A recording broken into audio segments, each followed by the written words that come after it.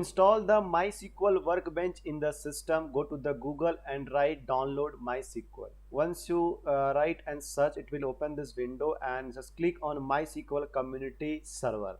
Once you click on this, it will open a new window of MySQL. There you select the version as a 8.0.37. Once you select this, it will open a new window. There you just select go to the download page. Once you click on this, go to the second last one, where is a window 32-bit MSI installer 296 MB. Click on the download, then click on no thanks, just start my download. No need to sign up, just click on this and it will start the downloading process in your system based upon the requirements. Based upon the downloading speed, internet speed will get downloaded. I have already downloaded it in my system. So it is the basically the setup file of MySQL installer. So just click on this to start the installation process in the system. So once you click on this, the installation process will start and it will take a couple of minutes to start the configuration in your system. MySQL installer 1.6 Oracle to start the configuration. Now choose the setup type. So click on the full and then click on the next.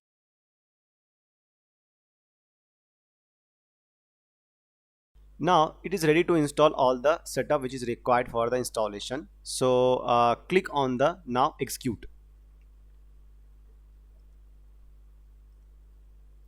So it will take some time to install all this setup. I'll pause the video, and once it gets installed, then we will start again.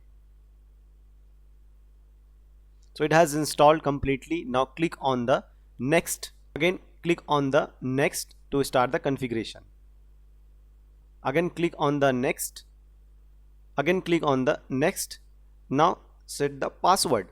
So here I am setting the password as a MySQL, and it is your wish to set the password.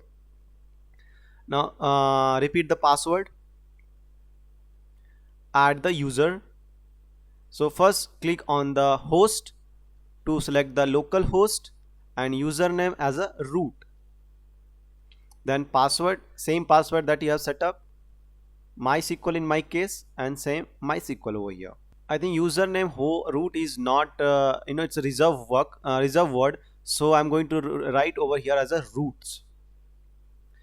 So now click on OK, then next, execute to apply the configuration and check the logs to update it. It will take couple of minutes based upon the internet system speed.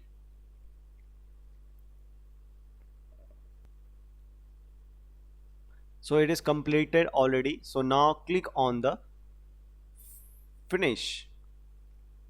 Now again click on the next, click on the finish, click on the next. Now write the password to check the configuration.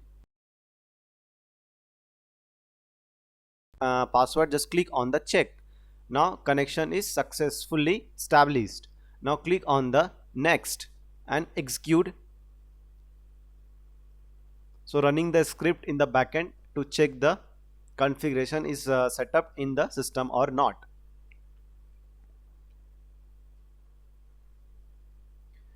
Completed. Now click on finish and click on next. So can I click on finish? So it will open one black screen that will identify that the complete workbench of MySQL has been successfully installed in your system. So this is the indication. If you are getting this kind of output, it means that it has installed in your system. Now cancel this and go to the search bar of your window and write over there MySQL Workbench, and it will open the MySQL Workbench in your system. It has opened. Now click on the local instance as a root over here. Now click on this and write the password that you have set up during the installation. In my case it is MySQL. Save the password and click on OK.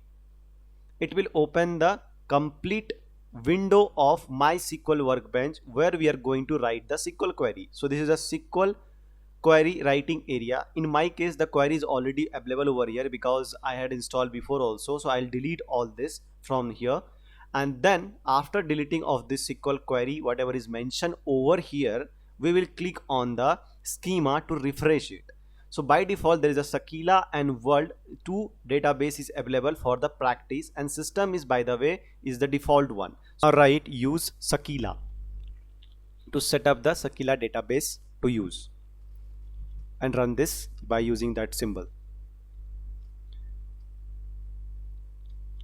Once you run this, the Sakila database has been selected. As you can see, it is bold now. So you can use the tables of this Sakila to see the data available in this Sakila schema. So now write down show tables.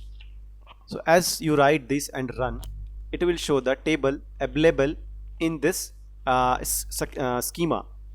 So these are the tables are available. So I'll choose one of the table to run the query and check what are the fields and data are available. So I'm going to select the country, and I'm going to write over here select star from country, and it will show us all the data available over here.